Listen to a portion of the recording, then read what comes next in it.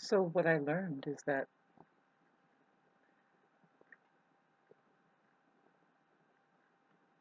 you have to take it from all the way from the beginning, and who's willing to do that? Who's willing to say, hey, that's not my name. I didn't write that, and I didn't agree with that. Even though I like it, and maybe it was all the, you know, it was a plan, maybe, but you see, I was not conscious. Um, I don't remember it. You can say that. Now, I'm talking about when you're born here. Now, but who's going to do that? See, that comes with actually thinking, or it feels like, or it seems like that you're rejecting your parents and you as an identity to them. You know, which isn't the truth. Which isn't the truth. You're still hooked up to them. See, you you have a life that goes beyond words and symbols, and you definitely can't be a name.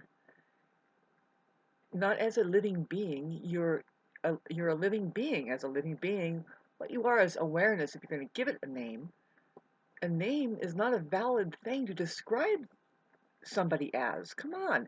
There's tons of Charlies and tons of Margarets and tons of Beths. You see what I'm saying?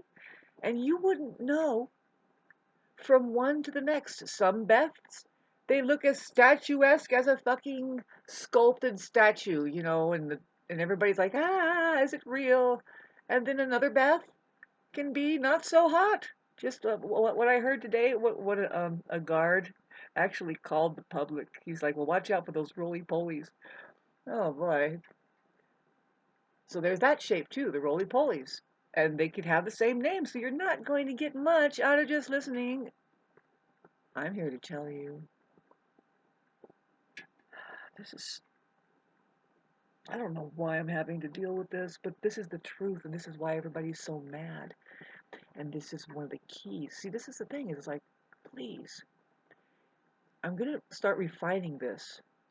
I'm going to make it really simple so that a 5-year-old can understand. Hopefully 5 minutes. It has to do with our confusion. You haven't noticed, there's a lot of confusion. Now, it's about how that people are not differentiating the mind from reality, and they don't understand that they give more power to a word over an experience in reality and the truth. Do you know that you can't tell anybody the truth? The truth is just an experience that you're going to have to dare have in reality one of these fine days.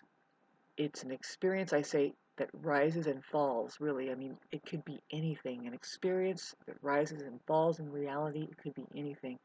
It could be just a solid matter. Here's the truth here. Here's this thing that goes on. What does she do? Oh, she actually was the truth. What was it? If you caught it on camera, I acted like I shined my own self in the eyes, and I'm giving you a rising and falling experience. Goes beyond all words and symbols. You could not have said that, and you still can't say the real you, which is never not going to be now. This is the Holy Gospel, your chance. Emancipation is at hand, your chances for rebirth. You must sit with this on your own one of these fine days. If you can do it in this lifetime, let me rephrase this. It will be in this lifetime if you live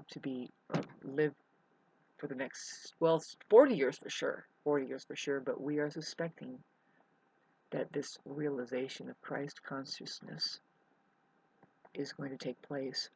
Now, having said that, if you knew anything about the story of Christ, don't you, shh, be quiet, I'm going to tell, don't you dare do it, girl, come here, God, yeah. Dead person kissing me. By the way, Christ never dies. Talk about the the dragon. You keep cutting its head, and more of them grow back. Well, it's the same with that as with the enemy. So, but, babes, will the enemy be able to just tell its story after it hangs it up on the cross, or is it going to be seen now for what it is, which is just, what is it? Do you think that anybody will hear this message?